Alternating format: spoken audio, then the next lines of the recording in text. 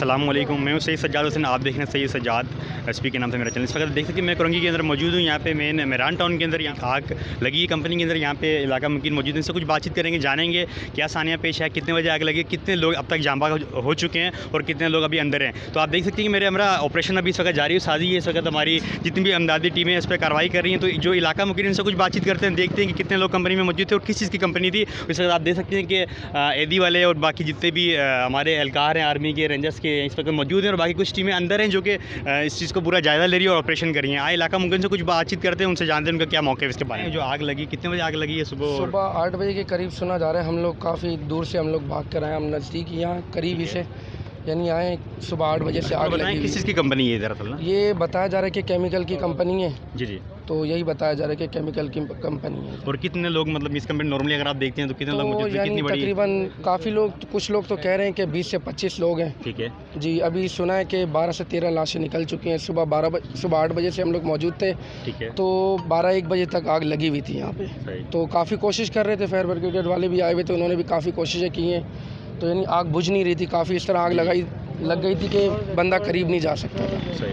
जैसे आप देख सकते हैं ये इलाका मुकीन मौजूद है, उनके ये मौके पे बाकी मजीद भी लोग आए हैं। ज़रा कुछ उनसे बातचीत करें, जो ऑपरेशन यहाँ पे चल रहा है उनकी टीम से कुछ जानने की कोशिश करेंगे कि कितने लोग यहाँ पे मौजूद हैं। और इस वक्त आप देख सकते हैं हमारा अभी ऑपरेशन जारी है, साजी है, इसको हम डिस्टर्ब नहीं करना चाह रहे हैं। थोड़ी देर बाद जो भी हमारा इतलाहात आती हैं उससे बातचीत करेंगे, आप देख सकते हैं। तो इंशाल्लाह जो भी अपडेट हो, आप इस वक्त हमारे जांबाज आपको कुछ नज़र आ रहे होंगे। देखिए टीम सरेआम के यहाँ पे एदी के, उसके अलावा मुख्तलिफ शिपा की एम्बुलेंसेज, मुख्तलिफ तरह के लोग पाकिस्तान के, आपको पता है जहाँ भी कोई सानिया पेश आ जाए, मसला हो जाए, वो मुल्क की खिदमत के लिए पेश खिदमत रहते हैं। यहाँ पे इलाका मुकीन भी इस चीज़ में बाकायदा बढ़ चढ़ के हिस्सा ले रहे हैं, जो कुछ हो रहा है अपने तौर पे कर रहे हैं। तो कुछ सरेआम के जांबाज भी हैं, उनसे भी कुछ बातचीत करते हैं। कुछ एदी वाले भी एहलकार हैं, उनसे भी कुछ बातचीत करेंगे। छिपा वाले भी यहाँ पे मौजूद है और हमारे फ़ख्र इस वक्त आर्मी, रेंजर्स और पुलिस, सिंध पुलिस वाले भी यहाँ पे मौजूद हैं। कुछ बातचीत करते हैं और देखते हैं कि छिपा वाले और टीम सरेआम के जांबाज क्या कहते हैं।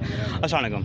वालेकुम सलाम। कैसे हैं आप? अल्लाह का इस शुक्र। वक्त आप देख रहे हैं कि आप जो आग लगी यहाँ पे अपनी क्या खिदमत सर अंजाम दे रहे हैं और कितने लोगों को निकाला जा चुका है अब तक, जो इतलात हैं आपके पास? सर हमने तो अभी तक 14 से 15 अफराद को निकाला है। ठीक है। बाकी हमारे साथ छिपा वाले भी थे, ईदी वाले भी थे, सब ने हम मिल के हम काम करा है। ठीक है। और रेस्क्यू सबको हमने करा। बाकी पुलिस वाले भी आ गए थे, रेंजर्स वाले भी आ गए थे, सब ने मिल के काम करा। देख रहे हैं आप इस वक्त ये इंसानियत का जज्बा इस वक्त आप देख सकते हैं। चाहे जितने भी इदारे हो, जिस मुश्किल वक्त के अंदर, वैसे तो हमारे कितने इख्तलाफ क्यों ना हो, लेकिन एक मुश्किल वक्त के अंदर मुख्तलिफ लोग हम इस वक्त एक होते हैं और ये हमारा असल पाकिस्तान हमने दुनिया को ही दिखाना है। इस वक्त टीम सरेआम, छिपा वाले, एदी वाले और सिंध पुलिस, आर्मी, रेंजर्स, तमाम इदारे इस वक्त एक होकर पाकिस्तान को रिप्रेजेंट कर रहे हैं और उस मुश्किल घड़ी से पाकिस्तान को निकालने के लिए अपनी भरपूर कोशिशें अदा कर रहे हैं। इस वक्त आप देख सकते हैं कि ये आंटी भी हमारे साथ मौजूद, इनसे कुछ बातचीत करना चाहेंगे। अस्सलाम वालेकुम, कैसे हैं आप? वालेकुम अस्सलाम। कुछ बताएं कि इस वक्त आप यहाँ पे रहती हैं, आपके सामने ही ये मतलब घर है। 10 बजे से जी जी समझिए 11-12 बजे तक आग लगती रही। फिर फरवर गाड़ी आई, बिल्कुल। फिर टैंकर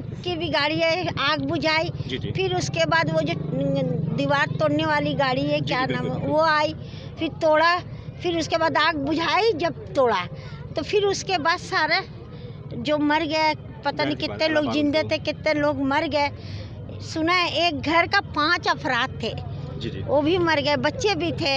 40-50 लोग सुना था, हमने देखा तो नहीं है, बस अल्लाह।